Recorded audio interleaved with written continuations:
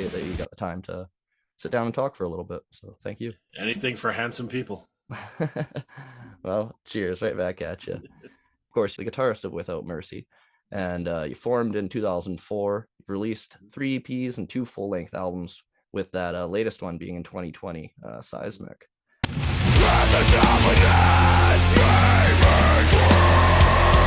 enjoyed that album. I can't say I've dug deep into your entire discography. It's a band that I'm not the deepest of metalhead compared to, I'm sure, some of the supporters and people I've crossed paths with local man Smokeout.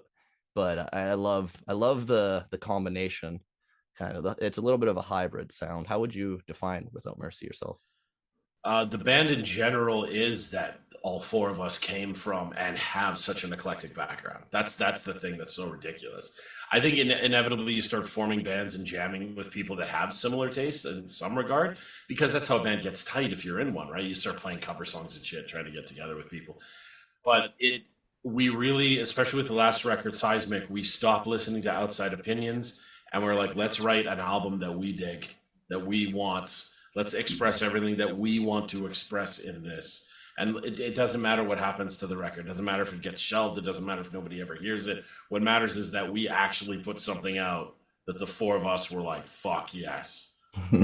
Nice. So it's very, very much something that everybody put their heart into. It's a creative collaboration, you'd say. Dude, heart, testicles, blood, semen, everything. The best way to create. Yes. So how did you yourself end up wanting to play guitar and even teaching others? Was music something that was prominent in your family, or was it something you seeked out? I had an uncle who's not related by blood, like married in uncle, who played guitar that kind of got me started. But I fell in love with it randomly. So weird. Like grade 8 playing trumpet in high school because it was a free elective, and like I heard that you could go on road trips and stuff. You're from the West Coast too, right? So like I grew up in the West Coast here, and they took us on bus trips to Alberta to play. Essentially, nice. My first experience touring, right? So that was a blast. I picked up guitar hoping I could talk to girls and it would make me more popular. It didn't help me at all. And then I fell in love with Pantera, Dimebag Darrell, and that was when I clicked into the Matrix. I was like, that's it. That's what I want to do. That's so unconscionably, he just oozed coolness to me while he played that goddamn guitar, and I just tried desperately to emulate that in my early years, just try to learn as much as I can. Even now, I'm turning 40 in like 2 weeks here, and I'm just obsessed with learning still. I still want to learn as much as from anyone. I'm probably going to pick your brain about some shit when we're done here. Like, I just want to learn, and Dime is what I think kind of started me on that path for sure. That's cool. I could definitely hear that a bit in the album too, with Seismic. Something I noticed with the guitar riffs is there is a bit of that I would say that Dimebag kind of sound with the scratches in the guitar riffs. It's not that it's not a clean riff, but I can definitely hear the Dimebag Darrell in that, the way that you have a lot more of the distortion, the scratching, all of it's still there. Biggest compliment, man. You don't even know. You don't even know. Yeah, no, that was something that I wasn't sure how to define when I was trying to think about the band. So once you said that, that really made sense. 100%. That guy must have inspired thousands of musicians. Thousands. Yeah, no doubt. And from what I read, with the band being since 2004, now it's almost 2023 in a couple days. That's almost a 20-year run for you guys. Any tips or stories you'd consider helpful to your longevity as a group that you'd want to pass down to younger bands? Look, if you are a younger band, I think being in a band is romanticized too much, and that's what I really wish. I had somebody telling me that when I started, because I started the band wanting to just do it, and I didn't really care what it was going to cost time or money wise or investment or bodily harm. Like, I didn't really care. But looking back on former members and stuff that we had, I wish that was made more clear to them, because I think you get so romanticized in the idea of touring and playing music live and drinking or partying or all the women or men in the world, whatever the hell you want, right? And it all becomes this elaborate thing, which is totally badass if that's what you're into. I was not into any of that aspect, and I was into just grinding and making the band a thing that we could, like, support ourselves and be our lives and our livelihood and things. So my advice to younger bands is that people are going to tell you that, and outside opinions don't mean shit, because if you're from Canada, this will make sense. I don't have an equivalent if you're from other places, anybody listening, but like on the West Coast, if you imagine it's 4 a.m. and your freaking bus is blown up like this side of Lloydminster, Saskatchewan, it doesn't matter what so and so on YouTube has to say, because what matters is the 4, 5, 6, 7 people in your band that are in that van with you. And man, there's some horror stories if you don't get along. So start core, internally core. Time is but a human construct, friends. So you just mentioned it's been almost a 20-year run. It feels like 6 weeks for most of us, man. Like it's just so much fun to play live and write and go on the whole process, the album cycle, all that shit. We don't listen to outside opinions anymore. We're really guilty of listening to it in the beginning. And frankly, even in the process of doing this last record, we had terrible management that was telling us to do stuff, and we listened to them on things I wish we didn't listen to them on. And it's kind of burned bridges with some people and some artists and stuff. It's frustrating at times, but they're not still here. We're still the ones left holding the bag. So do not listen to outside opinions. Do what makes you happy. And time is but a human construct. Just enjoy the ride, man. No, that's very well said. I really like that. It's a bit of a mentality that you need to be aware of. Yeah. Well, like, I mean, look at you guys in the Smokeout thing. It's fun. It's awesome. I've known about you guys for a while, and I've been like, oh shit, look at this. Cool. But like, I'm sure there's an outside opinion somewhere saying, oh, you didn't do this right. And you didn't like, this has to be more programmed this way, or your audience isn't diverse, and all this shit that we heard about the record. Like one of our favorite things on the record was in Abysmal, how, spoiler alert for anybody that hasn't heard the record, but like out of nowhere, we're playing this brutal, heavy song, and out of nowhere, it's a blues jam. Just like, it just happens. And people are like, why would you do that? That's like, it's so ridiculous. It doesn't make sense. And that was our own management at the time. It doesn't make sense. Why would you do that? Because we wanted to. Isn't it awesome that it takes a left-hand turn out of nowhere? Yeah, no, that's hilarious. I actually had a question specific to that part of that song. So that do continue. No, do continue. I love it. But there,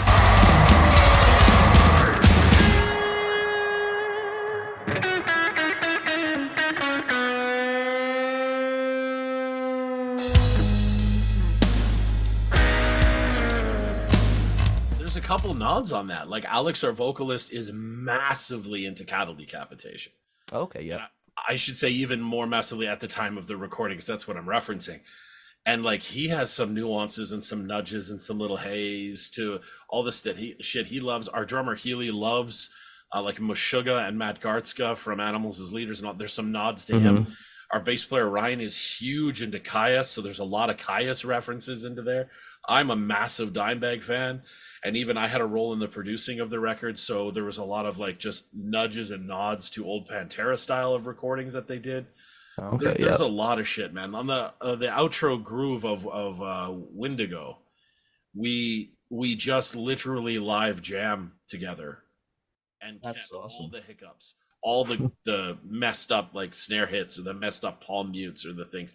We got shit for that, and I was like, I don't understand why everything has to be so exactly cookie cutter perfect. All the machines have written this. Like, what happened to the human thing behind the instrument? That's just a personal thing. Kind of went off on a rant there. I'll slowly drink my Pepsi and look like I'm not a jackass for that. No, I love that. Like I said, you even you took the one answer and ran it into very specifically where I was going with a different question based on Abysmal. But I'm actually just gonna go straight to that in a moment. But I want to even touch upon what you said there, because it makes me think of I very much agree. I love having the human element connected to the music, because you don't want to take that out. Like with my band Social Silence, we were always best being recorded off the floor. It's very frustrating as a musician, because the second you screw up what you do when you're recording, you screw up even easier on things you don't usually. Yeah. It can be very frustrating, but for us, that was the best way. That's how you get the energy in the song, rather than it feeling a little bit like it was all laid over each other. And that just doesn't work for personally with my band style. But yeah, so rolling on into the point about Abysmal, that really stood out to me, because I'm a person who loves diversity in music and within a song. And coming from a jazz background, being a bassist, there's those sorts of elements. It stands out to me when you take those very sharp turns in a song that a lot of the album there was a certain consistency to it. As you say, everybody comes from eclectic backgrounds, but obviously you have some common ground that makes Without Mercy sound what it is. And I found in that song there was another one that I couldn't off the top of my head remember the title, but that's why Abysmal was the one I went to. But that part made me think of like Death and Crystal Mountain, the way that Right. they would drop in those beautiful classical guitar kind of parts amongst a heavy riff and everything like that. But you just kind of spoke to it with the different influences. I guess the only question left in that part was was that song, or were all your songs, are they collaborative songs that you make together, or does somebody kind of bring the skeleton and everybody else starts to put the meat onto it? Every song is different, but essentially it becomes a collaborative effort because when we're getting ready to record and shit, what ends up happening is we throw everything to the whiteboard because we have this giant, like 20-foot whiteboard that we use. Okay. And everything goes to the whiteboard. If you've got, especially with the last record, if you've got a single issue, the problem in the past has been that, and again, this goes to one of your questions earlier about advice for young bands or whatever, is spare no expense. Never make money the reason that you're not doing something, but also keep in mind that not everybody thinks the same as you do about money. Money's not a thing for me. I don't sit here and go, and yes, and then my stocks will invest and I will get ROIs of 6% above. I know that shit because I run a business or two, but I don't, like, it's not going to be the reason I didn't eat or I didn't help someone cross the street. You know what I mean? Mm-hmm. And with Seismic, we spent north of 40K to get the album done. And so our whole attitude as a band was, okay, we have written these songs, we toured them, we came back and huddled and went, okay, I didn't like the way the crowd was reacting to this, so let's rewrite. And then we will go on tour, we come back and we rewrote the album like 3 fucking times. Oh, okay, yeah. The album's written, we go to the I guess pre-pro stage, and we go, who has an issue? And the rule was it didn't matter what your issue was. If there was an issue, it was valid because the 4 of us were going to split this, unbeknownst to us, 40K at the time. It's going to take 2 years of our life, an album cycle. At the time we were writing and recording, we didn't know COVID was going to be a thing. So we're like, this is going to take our money, our time, and our lives, and away from our families and shit. So if you have an issue, we want to hear about it. And it's hard to hear anything like them saying my guitar tone was terrible, so I had to like reinvest in guitar tone stuff. That nobody likes to hear that. Nobody likes to hear that your solo is weak or whatever, right? But yeah, collaborative 100%. Sure, maybe the song started with Healy had a rhythm idea, I laid a guitar thing over top of it, Alex screamed a vocal pattern or something. But it inevitably started from somewhere and ended at the exact same place where all 4 of us were equally going, okay, this moves over here, this moves over here. And then that again, man, somebody on the outside goes, well, I don't agree with that song structure.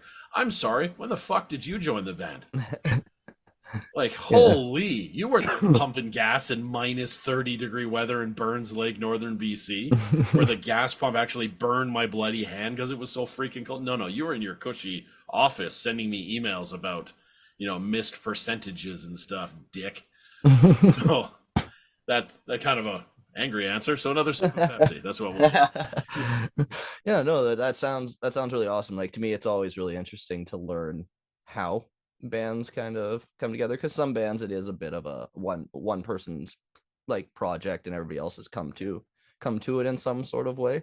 But I personally, yeah, I really love when everybody kind of had a part, or even if sometimes the drummer actually wrote that guitar riff, but he doesn't play it in the song, or Yeah. whichever way it can go. There's a And lot of that. Do the bow, bow, bow, bow, bow, but lower. Yeah, okay. Yeah. yeah, it can look very confusing and weird to a person who doesn't play in a band as they'd watch it happen. But I think sometimes it brings out the most creative I music. agree, man. I agree. Yeah, and something else that I thought was really interesting. I had seen that you're an endorsed member of Jackson Guitars, which congratulations on that. Oh, thanks, That's dude. really kind of cool and awesome whenever I see anybody getting those types of support and sponsorships. That must have been really exciting for you to get that sort of recognition. It was what? Is this real? Oh, okay, yeah. Is this happening right now? Sure, this is one of those spam things just trying to get my SIN number, isn't it? Yeah. It was I still don't really believe it, to be honest. I'm staring at a guitar right now. I still don't believe it. Yeah. That's sounds very similar to when Darren Wall said that he got a phone call from Dave Grohl's representative and he thought somebody was Yeah, playing a trick on him. 100%. Yeah. Yeah, I guess that's reasonable. And, can we expect any sort of custom temple series Jackson to hit the market or I mean, I'd anything? love I'd love it, but I'm nowhere near that big, man. What I'm would nowhere near. So let's just be hypothetical though. What would be unique about your custom guitar? I don't know if it's unique, but I would definitely go 7. I definitely go 24. I definitely go jumbo frets. I don't want to. I like 25 and a half scale. I do like that. And I am just in love with Wes Hauk right now. Like, Dimebag got me playing guitar. Jeff Loomis carried it through. Chris Broderick is a good friend of mine and has been a mentor in my development as a player and theory tactician. But this Wes Hauk guy, man, oh my God. And his Jupiter series pickups like that. Ah.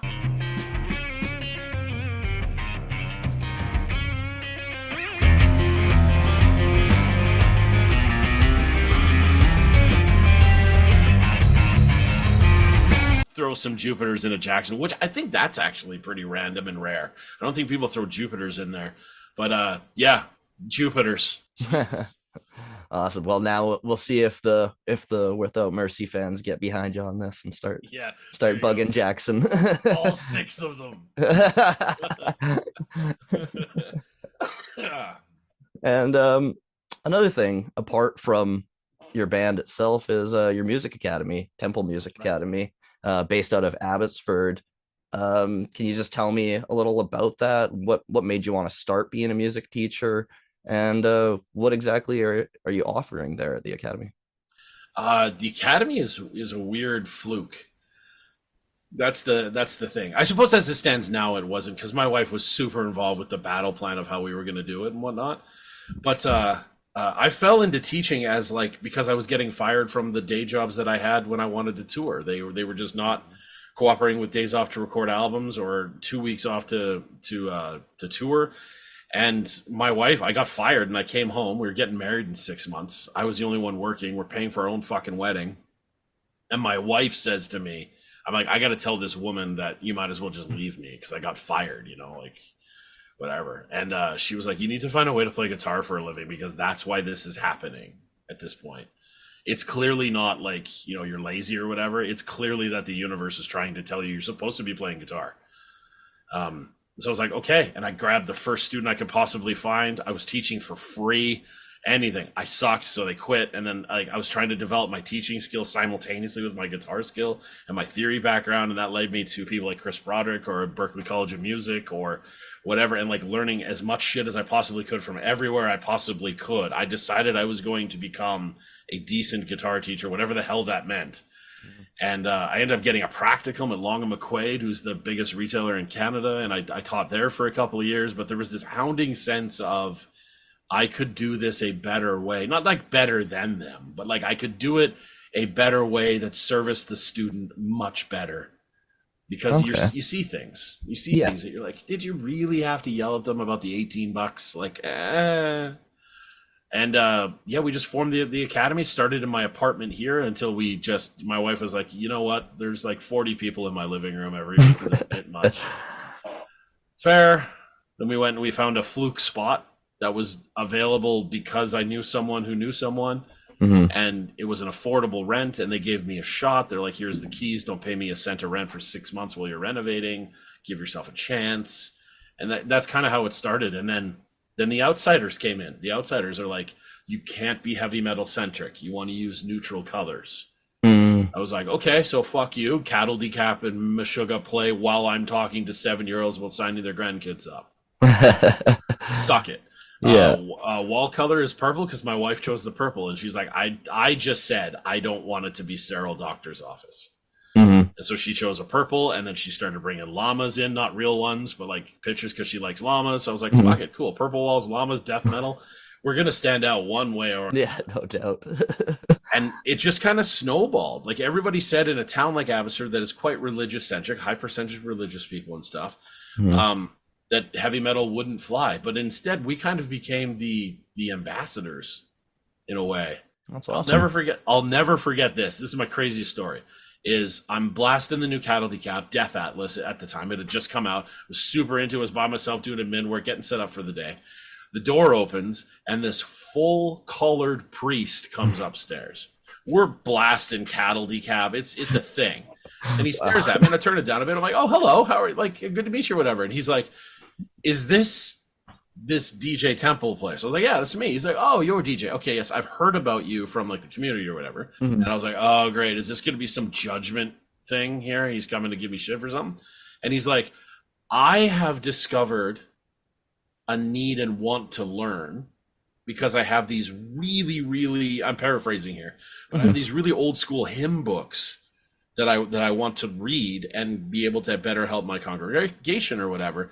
And I have heard heavy metal people have to have the greatest sense of education in this field." And I was like, "Oh, dude, not only, yes, of course, metal, as you know, heavy metal people are, I believe they're some of the highest trained musicians, straight Yeah. up.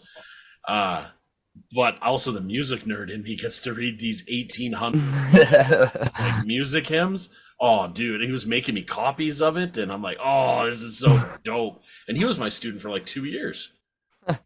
And that's Crazy. yeah, that I mean I smell a sitcom right there. Yeah, exactly. Exactly. Most unexpected. Like you said, the flukes I guess never end the way it is with that business. But that's kind of wonderful at the same time. It's kind of cool that the people who said, "Hey, don't do it this way, don't do it that way," and you've actually been embraced for doing it your way. I mean, I wouldn't want to. I have not in the last 5 years that we've been open, have not woken up and been like, "Oh, I don't want to go to work." So I'm grateful for that because I remember my other jobs being like, "I don't want to sell TVs anymore. This is Mm-hmm. so asinine. What's the difference between?" Yeah, I just Google it. Like, dude, my God. So I'm grateful for that. But I can't imagine I'd be in that mentality if I was listening to everybody else's opinion of everything else and whether or not I was supposed to dress away or watch my language or no, this is me. You get me. Because here's the thing. Here's the thing, Devin. Here's the thing. Let me ask you a real, like, let's get super deep and like Jordan Peterson level analytical thinking here for a second. How the actual hell can I look at your kid, let's say, that you brought to me for music lessons, and they're really excited about something that they like? How can I possibly tell them to be excited about that and embrace that and be stoked about the art that you like or whatever when I'm over here not playing music or dressing away because I'm scared of reprise? It's really the exact same thing. So, yes, I show up in my Exorcist shirt. Yes, I show up in cattle decap with blood and flames and stuff. And the hilarious thing is that's what we're known for. They're like, "Oh, they're the greatest, nicest people." Because all of our teachers at the academy are incredibly kind. I don't hire pricks. But they're all incredibly kind, and we're all super into our own thing. And we're telling your kid to be into their own thing. And that's led to not only your kid, but grandparents are signing up now. Like our youngest student is 4, and our oldest is like 87. Oh So we're wow. hitting Yeah. everyone. Yeah, no, that's awesome. That's all I care about, man. Being authentic is a real thing that should happen. No pun intended. Being authentic should be real. Anyway, Would there be any bands or artists that people might be surprised that you're really into or have been enjoying, whether it's local or large? oh yeah, there's plenty. Like Garth Brooks is insane. Insane. Like has to be the number one country performer of all time at this point. And I know that name seems weird for a lot of people, but seriously, give him a chance and watch him live. Oh my God. So you Oh you have my an God. appreciation for his live performance. Dude, we were on tour and he was playing 2 hours north of where we were, and I was trying to convince the other dudes in the band to go with me. Okay, yeah. And like, I was like, I don't care that it's 1 a.m. We can make it there by like 6, and we can watch the show that night and hit back, and we'll make sound check. It'll be fine. They're all like, "Are you crazy?" Yeah, no, like, come on, it's Garth Brooks. He's amazing. A lot of hip hop artists have been making its way. I think mostly because of our drum program, and hip hop is not something I've ever been well versed in. So Okay. that's cool. And I teach a lot of classical stuff too, right? So Beethoven's my man. He's my homie. Chopin's my homie. All that stuff. Nocturne in C sharp minor is dope. Everyone should check that out. Pretty classic one at this point. The main theme from The Pianist, right? Oh, okay, yep. My God, my God. And I feel like Beethoven, there's I feel like there's so many of those classical ones that people don't actually know the name like you do, but they've heard it oh, without knowing I have it. notes. I just have notes. Makes me seem important right here. Fair. So in what I was hearing there as well, it's not just a guitar academy. You teach drums as well, you said. Yeah, right now we have guitar, bass, drums.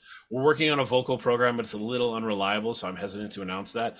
We have a killer piano program and a pretty decent violin program as well. There's also bass in there, if I didn't say bass. No, yeah. There's songwriting, there's composition, there's university prep if you need help. There's Wow. random theory classes as well. There's also sight reading if you just want to learn to improve a set skill. You can book it with one of the teachers that's qualified in the skill. You don't have to be playing an instrument. Oh, okay. Yeah, no, that's really awesome. Um, and then I was just also wondering, with your last album, 2020, and like you said, you guys didn't see the pandemic coming, like, well, Yeah. other than a few people, most of us didn't. Any new music or tour plans for Without Mercy in the new year? Yes. So I just bought us a tour van. That's exciting. We've got that. It's passed the mechanic inspection. It's getting all its retrogrades fixed or whatever you fancy mechanical terms you want to use, because I don't know any.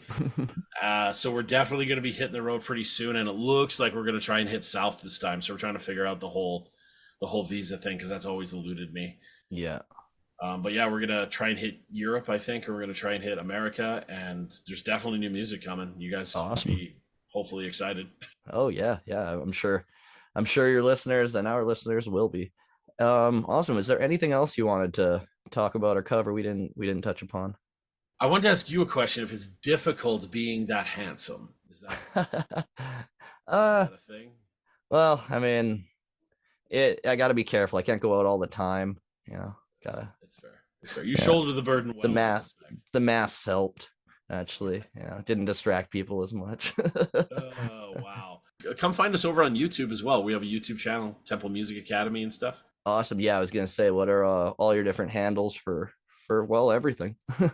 The Temple Music Academy and Without Mercy Band, we're basically whores. We'll be everywhere. Every social media thing on that. That's the big one. If you come find me on YouTube, come say hey.